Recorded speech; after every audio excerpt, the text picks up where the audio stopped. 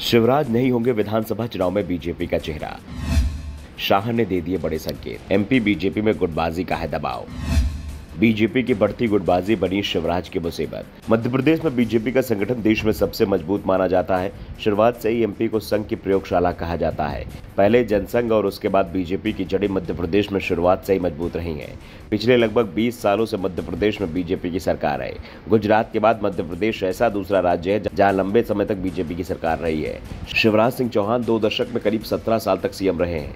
इस समय भी वो राज्य के सीएम हैं, लेकिन वो चुनाव के बाद सीएम रहेंगे, इस पर सवाल खड़े हो रहे हैं। पहला सवाल तो चुनाव के परिणामों में ही उलझा हुआ है। अगर बीजेपी को जीत मिलती है तभी शिवराज सीएम पद पर दावा पेश कर पाएंगे, क्योंकि इस बार चुनाव बेहद कांटे का दिखाई दे रहा है। जिस तरह से 2018 में बीजेपी और कांग्रेस के बीच कांटे का मुकाबला हुआ था, उसी तरह इस बार भी दोनों दलों में कांटे की टक्कर दिख रही है। दूसरा, इस बार बीजेपी ने मध्य प्रदेश में सीएम उम्मीदवार घोषित करने का फैसला किया है और ये बात ग्वालियर में केंद्रीय गृह मंत्री अमित शाह ने साफ कर दी है। शाह से सवाल किया गया था, क्या शिवराज सिंह चौहान ही बीजेपी की ओर से सीएम उम्मीदवार होंगे, वो ही सत्ता मिलने पर सीएम रहेंगे? तो शाह ने कहा कि आप पार्टी के काम में क्यों पड़ रहे हैं, ये पार्टी का काम है और हम तय करेंगे। न्यू प्रेस कॉन्फ्रेंस के दौरान चौहान के नाम का भी कम ही जिक्र किया। इसके अलावा आयोजन स्थल पर भी राज्य का रिपोर्ट कार्ड पेश करने के दौरान बड़े नेताओं के मुकाबले पीएम मोदी की तस्वीर की खासी मौजूदगी रही। विधानसभा चुनाव से पहले ये बीजेपी के कार्यकर्ताओं के साथ पार्टी के प्रमुख नेताओं की आखिरी बैठक थी और कार्यकर्ताओं को भी एक तरह से साफ संकेत दे दिया गया है कि चुनाव पीएम मोदी के नाम पर ही लड़ा जाएगा। इस बात के भी संकेत मिल रहे हैं कि प्रदेश में इस समय बीजेपी गुटबाजी का शिकार हो गई है। बढ़ती गुटबाजी के चलते इस बात का डर लग रहा है कि अगर शिवराज को सीएम उम्मीदवार घोषित किया गया तो कहीं पार्टी को इसका नुकसान न हो जाए, इसलिए शिवराज की जगह पीएम मोदी के चेहरे पर चुनाव लड़ने का फैसला ले लिया गया है। पार्टी के चुनाव प्रचार में पीएम मोदी के चेहरे का सबसे ज़्यादा इस्तेमाल किया जाएगा। पीएम मोदी के नाम के गाने और अन्य प्रचार सामग्री भी जल्दी प्रदेश में आने वाली है। पार्टी नेताओं ने भी इस बात को स्वीकार किया है कि पीएम मोदी एक चेहरा है जो केंद्र और प्रदेश इकाई को एकजुट करते हैं और उनके लिए काम कर सभी खुश होंगे।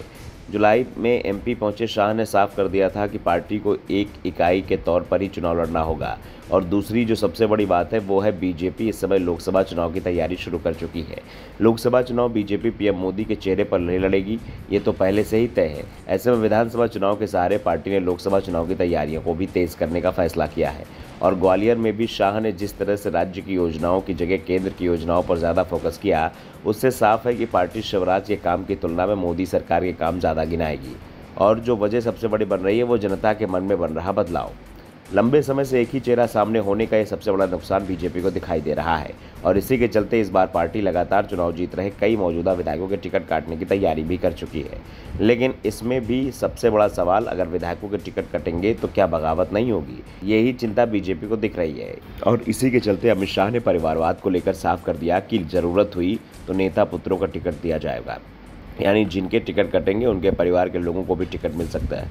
वैसे ये बात तो बीजेपी के अंदर से ही उठ रही थी कि इस बार के चुनाव में पार्टी पीएम मोदी को चेहरा बनाएगी, शिवराज के नाम पर दांव नहीं खेलेगी। आमतौर पर जिस राज्य में बीजेपी की सरकार होती है वहां वो राज्य के सीएम के चेहरे पर ही चुनाव लड़ती है, लेकिन पिछले 5 साल में स्थिति बदली है। 5 साल में योगी आदित्यनाथ को छोड़कर बीजेपी ने किसी भी सीएम के चेहरे पर चुनाव नहीं लड़ा है। Bureau report, the Navdarpan news.